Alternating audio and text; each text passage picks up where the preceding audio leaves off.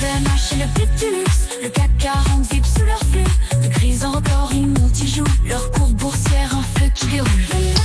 Allez, bonjour à tous, j'espère que vous allez bien. Donc on va revenir sur les résultats de la société LVMH. C'était la première société du CAC 40 qui donnait ses résultats. Donc les résultats étaient assez attendus. Alors malheureusement, la société était déjà beaucoup montée avant résultat, suite aux bons résultats qu'on avait eu sur des sociétés comme Burberry ou Richemont.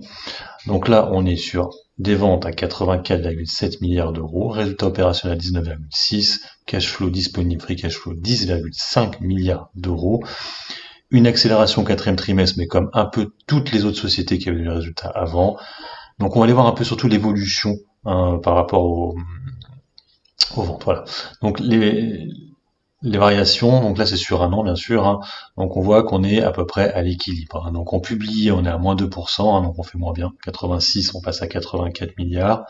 En organique, par contre, on est sur du positif plus 1%.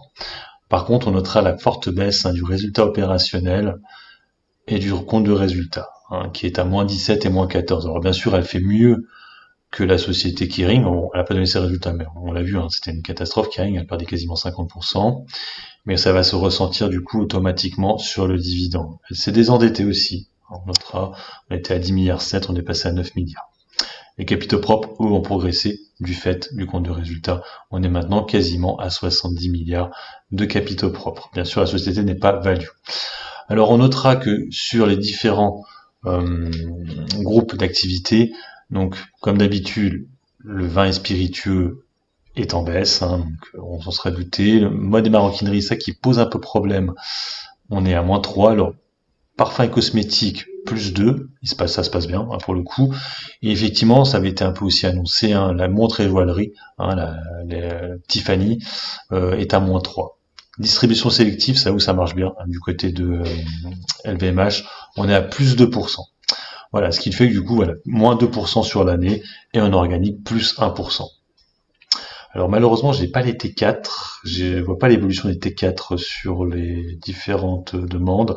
Donc là, ils reviennent, vous voyez bien les spiritueux, ils reviennent à la joint venture de Beyoncé Carter donne naissance au nouveau whisky.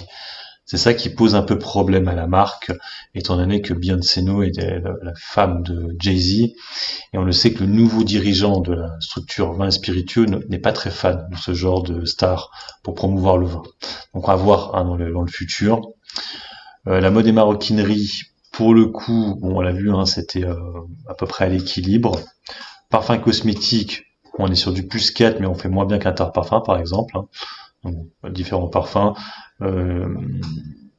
Il paraît qu'aussi la nouvelle écrin parisien rue François 1er.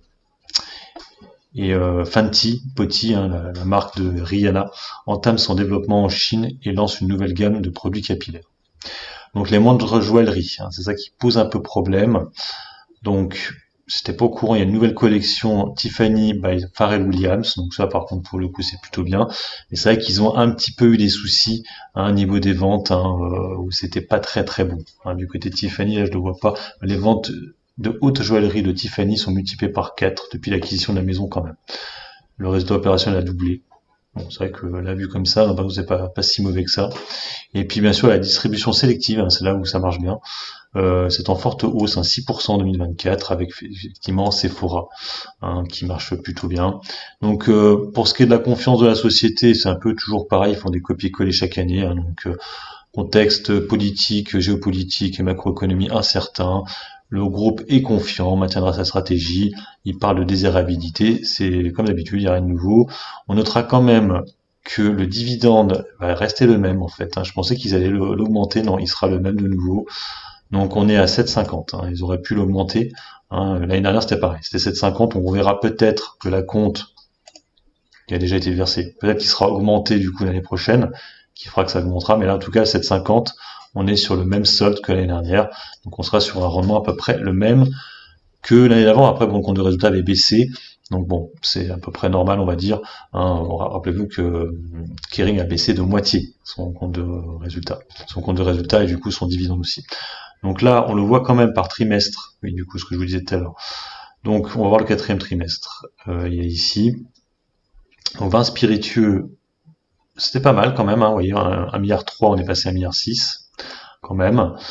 Pour ce qui est monnaie maroquinerie, pas mal aussi, hein, ouais, ça c'était une période de Noël aussi, il faut dire. Et les montres joaillerie, ouais, non, c'était bon aussi, hein, on était à 3 milliards, on était passé à 2. Bon, tout est en hausse, mais bon, toujours pareil, il faut comparer au TK de l'année dernière, hein. Ça, du coup, on l'a pas. Il le compare sur les trimestres précédents de l'année 2024.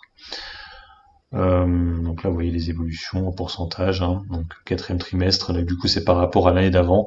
Et là, on voit mieux, du coup, l'évolution, moins 8 sur les vins spiritueux, moins 1, plus 2, ouais, c'est ce qu'on a vu tout à l'heure, en fait, quatrième trimestre. Donc bon, ça reste pas si décevant que ça. Après, vous allez voir, le problème, c'est que les résultats ont été plutôt vendus, hein. Je vais essayer de vous trouver ça parce que Trade Republic bug un peu, donc je vais vous faire une capture d'écran, hein. Vous le voyez là sur l'écran. Donc vous voyez, ça a été plutôt vendu, mais on était vachement monté, hein, sur LVMH, hein, avant résultat. En fait, on priceait un peu trop, hein, le fait que les résultats étaient bons. Donc du coup, par rapport à l'analyse technique, donc là, en fait, je vous ai fait une capture d'écran, donc je n'ai pas vu la performance en étant en baisse ce matin. Donc bon, 721, si demain ça chute, on verra comment ça va réagir. 721, ou après on a un autre gap à 653. Alors, je ne sais pas si on descendra à ces niveaux-là. Tout va dépendre effectivement les trimestres prochains. Alors, après, le problème, c'est que d'après ce qu'ils disent, visiblement, il n'y a pas de problème encore en 2025. Donc, pour moi, ça reste positif. Donc, il faudrait, ouais, 650, complément du gap, ou le gap ici à 720. Hein, qui est un gap qui reste assez haut. On voyait quand même qu'on était hors des Bollinger depuis quelques jours. Ça a acheté beaucoup, hein, sur LVMH.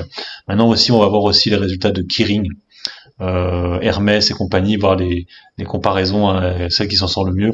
En tout cas, elle finit l'année quasiment à l'équilibre LVMH.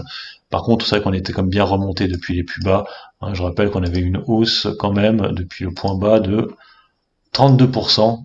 Et c'est vrai que bon, on a acheté une hausse seulement de 1%, hein, du chiffre d'affaires, même en baisse, c'est en organique. Voilà, sur ce, moi je vous laisse. Je vous souhaite un bon investissement à tous et bon trade. Ciao, ciao.